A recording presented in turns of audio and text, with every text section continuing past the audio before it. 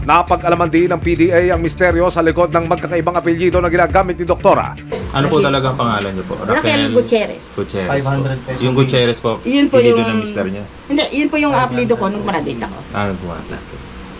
Yung tahonera po, sino po? Kasi po yung Jacinto, pangalawang asawa ko na po. Yung Jacinto namatay sa Saudi. Okay. Pangalawang asawa ko na po itong darating, tahonera. Kasama ang mga sinasabing certificates ni Doktora. Kinumpiska ng mga otoridad ang mga dental equipment na ginagamit ni Doktora. Kayo po ay aming hinuli sa kasong illegal practice of dentistry. Matapos basahan ng kanyang mga karapatan, si Doc mukhang may biglang realization pa. Nasaan ko na po yan. Willing nga ako magpakulong para ako'y makapag-diet. At ang mga papromo ni Doktora, birthday blowout pa. Kasi ang purpose ko, makatulong ako sa kapwa ko. Kasi ang mahal ng dentistry ngayon, di ba? Kaya nga, dahil hindi ba sabi ko may promo ko, kasi birthday ko, pasasalamat yun kay Lord sa binigay sa aking buhay.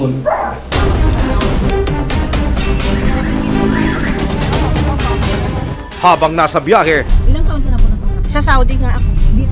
Dito po sa Pilipinas. Mga 5 years. Siyempre, alam ko nga namang illegal ako. Dahil nga siguro, by, tawag dito, yung by words, nalaman nila, ay magaling yung dentista na yun. Tapos, mura pa ang singil, mabait pa. Ganon kasi ang comment nila eh.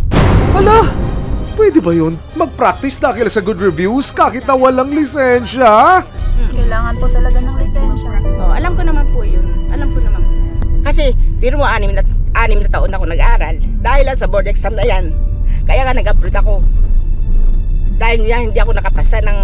Ang hindi ko lang naipasa yung theoretical. Naipasa ko yung practical. Yung ito, yung tinatrabaho ko. Pag, hindi. Nag-Saudi na nga ako kasi nga po mahirap lang kami. Pwedeng mag-retake. Hindi nga ako kasi nga wala nga kaming pera. Yung pagdating niyo po rito? Ang tagal na nun. Kasi tapos ang retake pa, iulitin lahat. Wala na akong maisasagot na anong babagsak. At speaking of time, time's up na sa inyong pagiging lisensyadong dentista kuno. Nakaharap sa kasong paglabag sa Republic Act 9484 o the Philippine Dental Act of 2007. Alam niyo po ba na makasulit kayo? Actually, inaasahan ko na yan. Buhat nung pinasok ko yung pagmamalpractice, talagang nakahanda na yung loob ko na darating ang araw na may magsusumbong kasi nadyan yung inggit sa ating mga tao, yung crab mentality. Ayon sa kanya, isang malaking kahiyan daw sa kanyang pamilyang sinuportahan ang kanyang pag-aaral oras na malaman lang hindi siya nakapasa ng licensure exam. Actually, sa pamilya ko, walang nakakalam kahit si Kogawad. Hindi niya alam na ako pala isang peking dentista. Pinagtapos ako nung kapatid ko. Yung kapatid ko, pumasok na katulong sa tiyahin ko para makapag-aaral kami. Hindi ako masaya kasi gusto ko talagang nagbe-member ng PDA, ng ganyan. Pangarap ko yan Kaya nga lang talaga, hindi talaga sinuwerte. October 19, 2024, pansamantalang nakapagpiyansa si Raquel pero patuloy pa rin gugulong ang kaso laban sa kanya. Kung sakaling mapatutunayang nagkasala, maaari siyang makulong ng hanggang 2 taon. Kasama ang resibo. Muli namang binalikan ng Philippine Dental Association o PDA Bulacan ang klinik ni Doktora para masigurong nananatili itong sarado. Mula ho rito sa labasan, Doktor, tama ho ba? Hindi masyado tanaw mula ho rito sa ating kinalalagyan yung klinika? Ito, medyo. Ito ho mismo? Yung pintuan na maliit na yan. Nung binerify nyo, siya ba yung nag-ooperate pa? Hindi na po. Hindi na ho nag-ooperate. Minabuti rin ng resibo na makuno ng panayam ang isa niyang kamag-anak na isang lisensyadong dentista.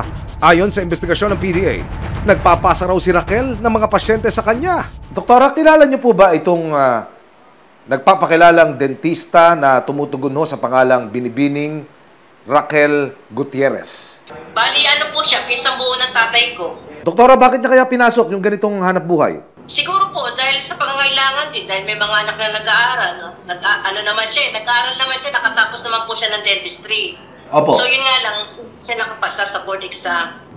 Sa totoo lang po, ang alam ko, lisensyado siya. Hindi ko alam na underboard pala siya.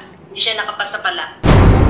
Hindi maling sundin ang payo na follow your dreams. Pero ibang usapan na yan, oras na may panlilinlang at pagpapanggap ng nagaganap. Lalo na't kung kalusugan at kapakanan na ng mga taong nagtitiwala sa iyong kakayahan ang nakasalalay.